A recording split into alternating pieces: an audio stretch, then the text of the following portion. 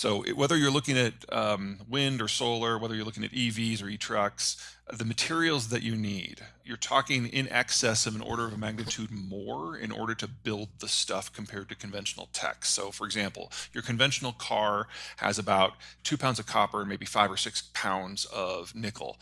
Your average electric car needs, geez, 130 of each. It needs all kinds of materials that we don't normally put into vehicles, and they have a global supply chain and global sourcing, most of which are in very uncomfortable places. So, 60% of the cobalt comes from one place, and the second biggest source just went offline in Russia. So while we can't have inexpensive oil without the Russians, we absolutely cannot have the green transition without the Russians. And that plays for almost every piece of everything.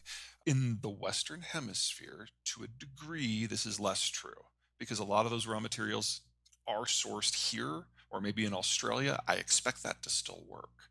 But if you're in Eurasia or Africa, no, absolutely not. Low capacity, low passengers, low range. I'm not saying it's inappropriate for the market. It's very appropriate for the market. I'm just saying that that is not a battery that will translate without some significant changes into a broader transport overhaul. That might work for about a tenth, maybe a tenth of the US population. We're the first world country with the best solar profile.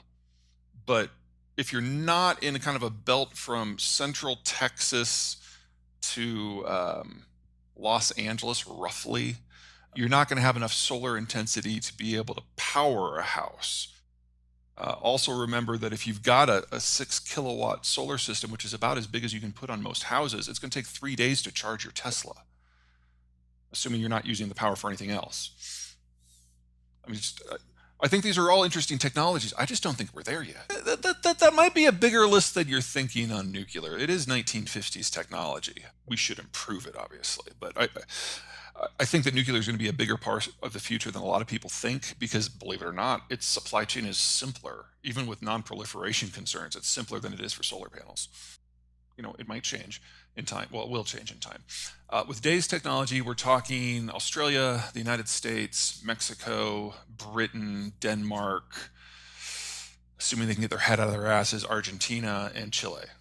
Those are the only countries in the world that have a good enough green tech, solar, and wind profile to theoretically get more than half of their electricity from a really robust build out, I'm not counting the cheating that places like Denmark are currently doing, where they have a lot of wind towers, but they still source the majority of their power from the European grid.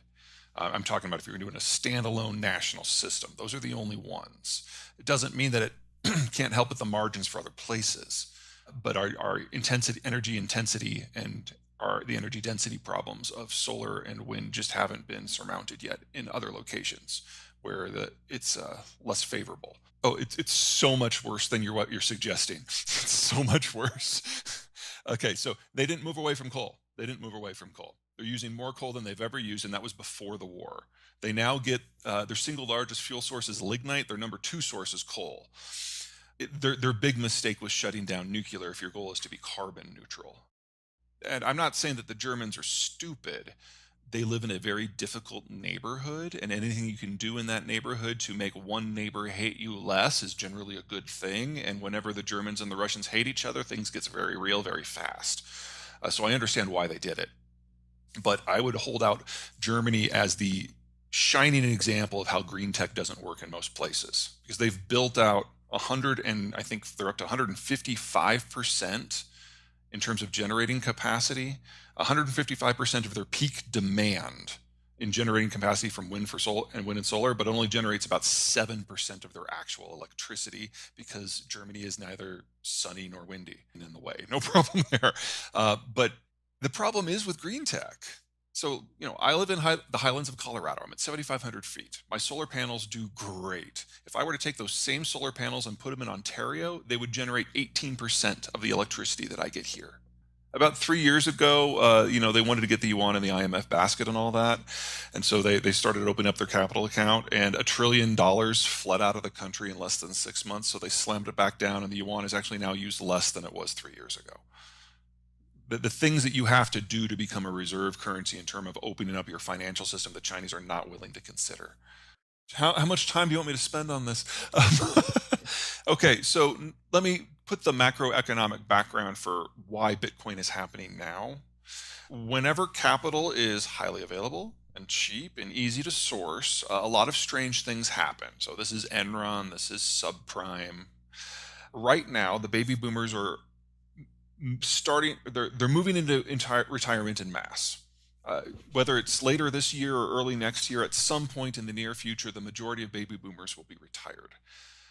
As you age and approach retirement, your incomes generally increase, your amount of free capital increases, your amount of investment capital increases because your kids are moving out and you're later in your career, so you're earning more money.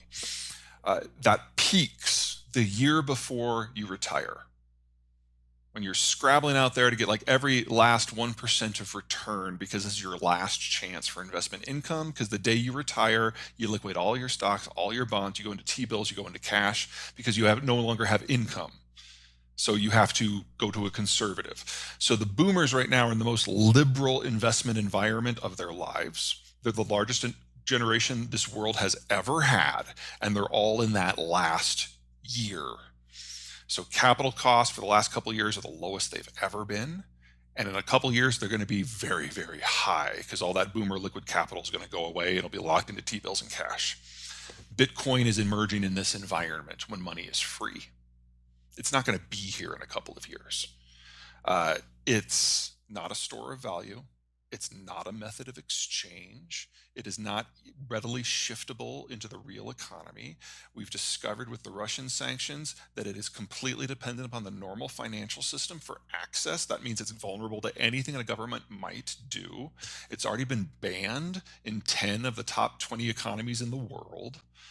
And in terms of productivity, oh my God, to generate it, you're talking about something that if we ever get a carbon tax has a negative value. So yes, there's nothing about Bitcoin that's here for the long haul. And if I think I disagree with you on almost every point. Fair enough. But if we're moving into a world where trade breaks down, what you need for a global trade currency is something that's large, something that's liquid, and something where the controlling body of the currency does not regularly manipulate it so it can be used with a degree of confidence.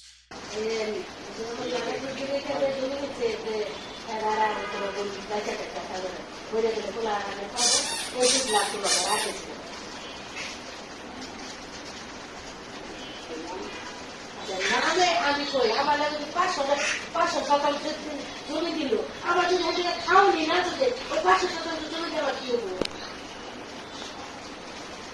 হ্যাঁ যদি ওই জায়গায় যদি হ্যাঁ বছরে 5-10 হাজার টাকা আইতো মাসে 2000